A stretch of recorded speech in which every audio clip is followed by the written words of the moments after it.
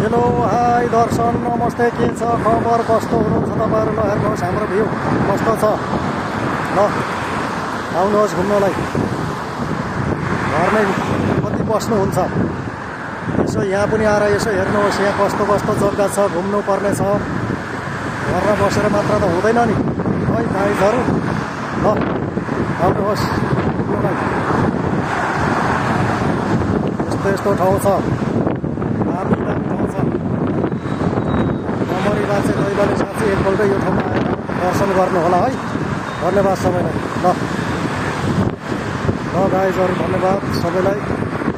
ल हेर्नुहोस् ल यस्तो छ ल आउनुहोस् घुम्नलाई यही ठाउँमा ल हेर्नुहोस् ल त भाइ धन्यवाद।